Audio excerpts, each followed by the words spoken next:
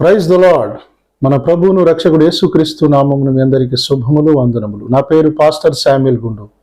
Apostolic voice ద్వారా నేను మీతో మాట్లాడుతున్నాను. ప్రియమైనటువంటి నా క్రైస్తవ సహోదరులందరికీ కూడా నా వందనాలు తెలియజేస్తున్నాను. ఈ అపోస్తలిక్ వాయిస్ మీరు చూస్తున్నట్లయితే అందరూ కూడా దయతో మీరు ముందుగా లైక్ చేయండి, సబ్స్క్రైబ్ చేయండి. అనేకులకు రీచ్ అవుతుంది ఛానల్. ఏంటంటే మన భావజాలం ఏదైతుందో అది రీచ్ అవ్వాలంటే మీరు దీన్ని లైక్ చేస్తే అది మ్యాక్సిమం మనలాంటి భావజాలం ఎవరైతే వీడియో చూస్తున్నారో వాళ్ళకి రీచ్ అవుతుంది. That's my suggestion. Thank you. ఈరోజున నేను మీతో ఒక విషయాన్ని మాట్లాడడానికి వచ్చాను. అదేంటంటే మనం గత వీడియోలో విపిఆర్ గారు, విజయప్రసాద్ రెడ్డి గారు కేఆర్ ఇంటర్వ్యూలో మాట్లాడిన క్రాంతి గారి ఇంటర్వ్యూలో మాట్లాడినటువంటి విషయాలను కొన్నిటిని మాట్లాడినాం. అయితే నేను కేఆర్ క్రాంతి గారి ఇంటర్వ్యూస్ కొన్ని చూశాను, అబ్జర్వ్ చేశాను. చాలా మటుకు అతను చాలా యుక్తిగా జ్ఞానంతో మాట్లాడడం నేను గమనించాను. ఆయన కొంతమందిని కూడా ఇంటర్వ్యూ చేశాడు. అందులో ఒక వ్యక్తితో మాట్లాడుతూ కేఆర్ క్రాంతి గారు ఒక మాట వాడాడు. ఏంటంటే, నేను చాలామంది పండితులను సంప్రదిస్తున్నాను, వాళ్ళు అందుబాటులో ఉన్నారు. బట్ హిందూ పండితులు అందుబాటులో ఉన్నారు, రమ్మనగానే వస్తున్నారు, ఇంటర్వ్యూలు చేస్తున్నారు. బట్ క్రైస్తవులు దగ్గరికి వచ్చే వరకు, క్రైస్తవులు అండ్ కొంతమంది వేరే ముస్లిం కమ్యూనిటీ నుంచి వీరు ఎంత ఫోన్లు చేసినా కూడా ఎవరు ఎత్తడం లేదు, కనీసం రావడం లేదు, స్పందించడం లేదని ఆయన చెప్పాడు. నాకు అక్కడ అర్థమైపోయింది, రైట్. ఎందుకనంటే ఫోన్లు చేసినా వాళ్ళు ఎత్తారట. ఎవరు ఉంటారు కదా పిఏలు, సంథింగ్ ఇంకెవరో పిఏలు కూడా కాదు, వాళ్ళకి ఏదో జీతాలు ఇచ్చి ఆఫీసులు పెట్టుకుంటారు. వాళ్ళని వీళ్ళకి ఫోన్ చేస్తే వాళ్ళు ఎత్తుతారు, వాళ్ళు దొరకరు, రారు, పిలిచినా రారు, మళ్ళా మాట్లాడరు అని చెప్తూ ఆయన ఆ వీడియో నాకు కంటపడ్డది. ఎస్, నిజమే. ఈ రోజున నేను ఈ వీడియో ద్వారా మాట్లాడాలనుకుంటున్న విషయాలు ఏంటంటే, ఎందుకు మనం ప్రపంచానికి నిజాలు తెలియాలి అనేటువంటి విషయంలో మనం ఎందుకు కోరుకోవడం లేదు? ఎస్పెషల్గా బోధకులు, పాస్టర్స్. తెలుగు 2 రాష్ట్రాలలో మహామేధావులైన వాళ్ళు ఉన్నారు, బైబిల్ పండితులైన వాళ్ళు ఉన్నారు. ఒక్కొక్కరిని చూస్తే పేరు పక్కన ఎంహెచ్, బిహెచ్, బిటిహెచ్, ఎంహెచ్, ఎండిహెచ్, డిడీలు, డిగ్రీలు, ఇన్ని తోకలు పెట్టుకుంటారు ఈ మహామేధావులు. మరి కేఆర్ క్రాంతి గారు ఒక మాట అడిగిన దానికి ఇంటర్వ్యూలకు ఎందుకు రావడం లేదు, అంటే ఇంటర్వ్యూలు ఎందుకు చేయలేకపోతున్నారు? 4 గోడల మధ్యలో, చర్చిల మధ్యలో నాకు దేవుడు పరలోక దర్శనం ఇచ్చాడు, నేను పరలోకానికి 4-5 సార్లు వెళ్ళొచ్చాను, ఆర్టీసీ బస్ ఎక్కినట్టు అని చెప్తున్నటువంటి వాళ్ళు అడిపోయారు. నేను అమెరికాలో పెద్ద పెద్ద యూనివర్సిటీలలో బైబిల్ స్టడీలు చేశాను, బైబిల్ కాలేజ్ చేశాను అని చెప్పుకుంటున్నటువంటి వేద పండితులు ఎడిపోయారు. పొద్దున లేచిన దగ్గర నుంచి మతోన్మాదులు క్రైస్తవ్యాన్ని క్రిటిసైజ్ చేస్తూ అసలు బైబిల్ ఉనికిని, యేసుక్రీస్తు ప్రభు వారి ఉనికినే ప్రశ్నార్థకంగా మాట్లాడుతున్నటువంటి చాలా ఇంటర్వ్యూస్ చూస్తున్నారు. కానీ ఎవ్వడికి రోషం రావడంలా, ఎవరికి అసలు కనీసం మనకే సంబంధం లేదు, ఇది మనది కాదు అన్నట్టుగా ఉంటున్నారు.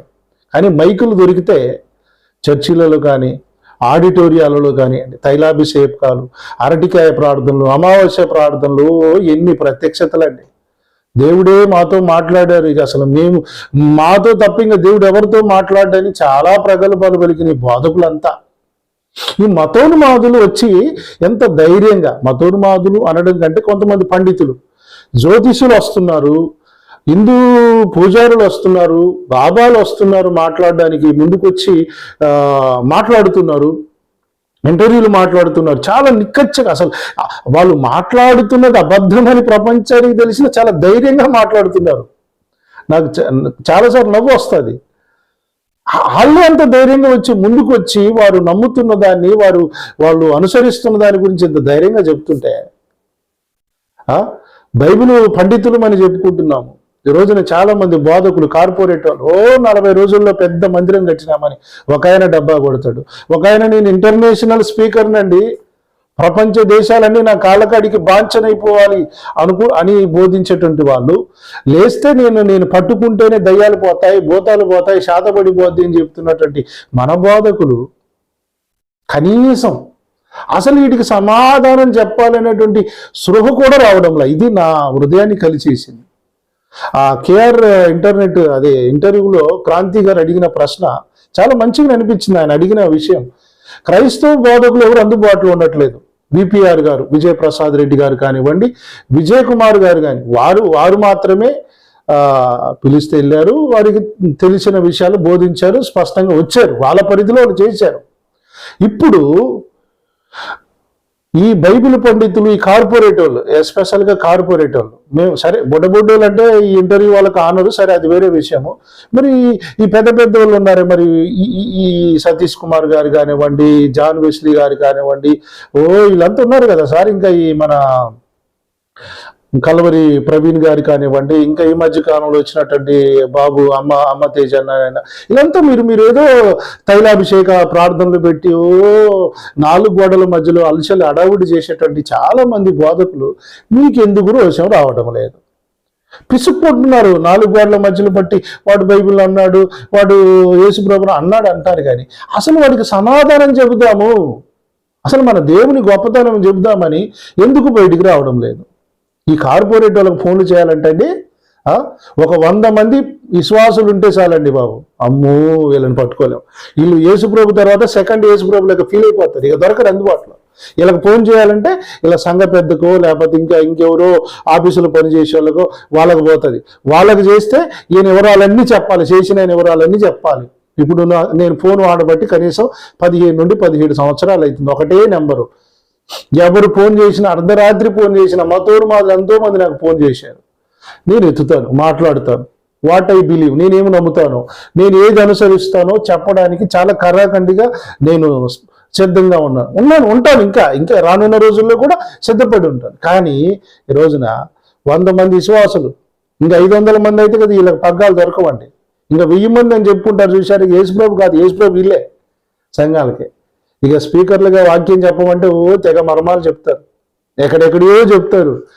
ఈ యేసు ప్రభు వారి ఉనికిని ప్రస్తార్థకం చేస్తున్నటువంటి ఈ మతోన్మాదులు బయటకు వచ్చి మాట్లాడుతున్న టైంలో మనం ఎందుకు మాట్లాడడం లేదు? మీరెందుకు రావడం లేదు?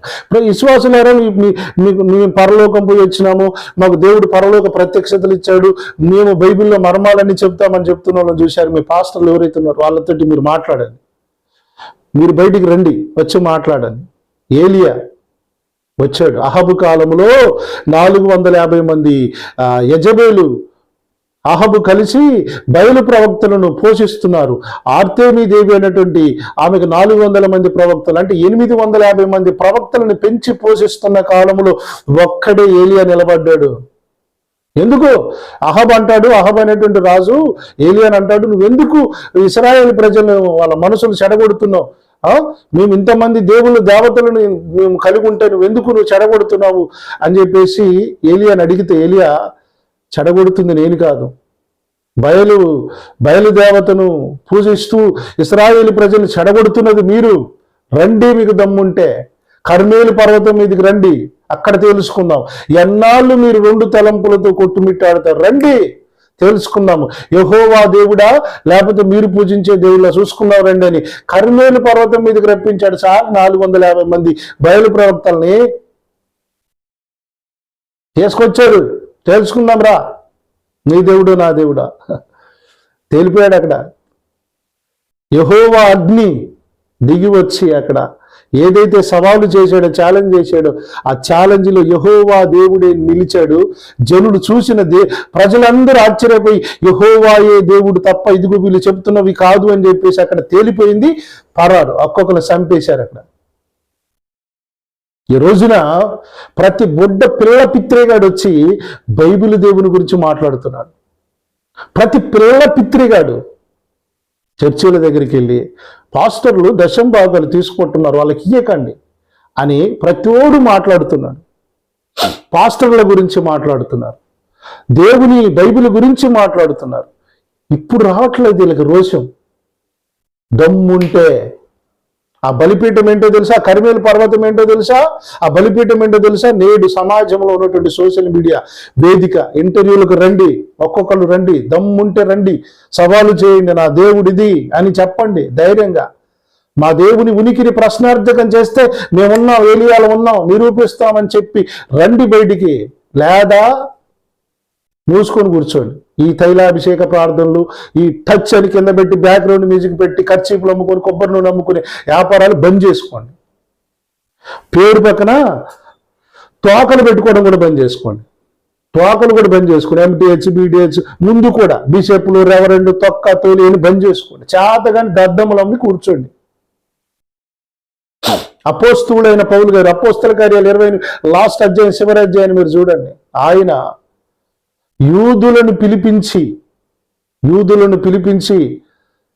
తను ఏది విశ్వసిస్తున్నాడో, ఏ గ్రంథాలలో ఉన్న విషయాలను, ప్రవక్తల గ్రంథాలలో ఉన్నటువంటి విషయాలను యూదులతో చర్చించినట్లుగా 2 సంవత్సరాలు కూర్చొని ఉండి అక్కడే అద్దెకుండి వాళ్ళకి ఒప్పించినట్టుగా కూడా రాయబడింది బైబిల్ గ్రంథంలో.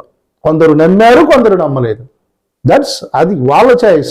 కానీ యేసు ప్రభు వారిని గురించి, రక్షణను గురించి తెలియచేయాల్సిన బాధ్యత అయితే బోధకులమైన మన మీద ఉంది సుమా, మన మీద ఉంది. దయతో మీకు మేము సావుకులం అంటే ఏం లేదు. ఆదివారం ప్రార్థన పెట్టుకోవడం, శుక్రవారం ఉపవాస ప్రార్థన పెట్టుకోవడం, నెల మొదటి వారం వచ్చేసరికి బల్లారాధనలో మేము కానుకలు తింటాం, వాళ్ళు ఇచ్చే తిండి తింటాం, మేము మంచిగా లగ్జరీగా బతుకుతాం. కానీ యేసు ప్రభు వారిని ఏమనంటే మాత్రం మాకు సంబంధం లేదు అని సవట దద్దమ్మ మాటలు మానేయండి, పిరికి మాటలు మానేయండి, చాతగాదని కూర్చోడండి. ఇప్పుడు టైం వచ్చింది, రండి బయటికి, ఒక్కొక్కరు రండి. ఓపెన్ ఛాలెంజ్, నా నెంబర్ ఇది అని మీ ఫేస్బుక్ పేజీలలో పెట్టుకోండి. 24 గంటల్లో మీరు నాకు ఎప్పుడైనా ఫోన్ చేయండి. నా దేవుని గురించి నేను మాట్లాడతాను, డిక్లేర్ ఇవ్వడానికి నేను రెడీగా ఉన్నానని పెట్టుకునే సత్తా మీకుందా?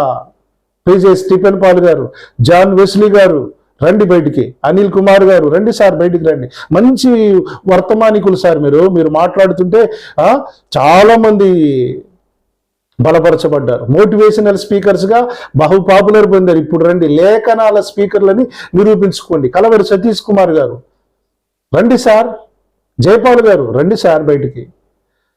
తైలాభిషేక ప్రార్థనలు, స్వస్థత, దయ్యాల ప్రార్థన చేసే ప్రవక్తలు రండి బయటికి, రండి ఇప్పుడు రండి. It is the time. ఇప్పుడు వచ్చింది, టైం వచ్చింది. రండి, వచ్చి it is my number, you can call me any time in 24 hours, ఆయన అవైలబుల్గా ఉంటానని చెప్పుకోండి. జ్యోతిష్యులు వేణుస్వామి అండి చెప్పేది అబద్ధమైన ధైర్యంగా చిటికలే చెప్తున్నాడు సార్. వాడు చిటికలే చెప్తున్నాడు అతను, మళ్ళా కాదు ముడుచుకొని కూర్చోడు, లోపల వచ్చి ధైర్యంగా చెప్తున్నాడు. అబద్ధమైన ఇదిగో పలానా వ్యక్తి గెలుస్తాడు, పలానా వ్యక్తి ప్రభుత్వం పామవుతుందని ధైర్యంగా చెప్పాడు. తప్పును ఒప్పుకున్నాడు, పక్కకున్నాడు. మరి నిజమైన దేవుని నమ్ముతున్నాను, మన దేవుడు తప్పు, నిజమైన దేవుడు లేడు, మన దేవుడే శాశ్వతం. 4 గోళ్ల మధ్యలో ఎవడైనా టెన్నిస్ ఆడతాడు సార్. గ్రౌండ్లోనికి వచ్చి ఆడాలి. గ్రౌండ్లోకి వచ్చి ఆడే దమ్మున్నోడే బోధ చేయాలి.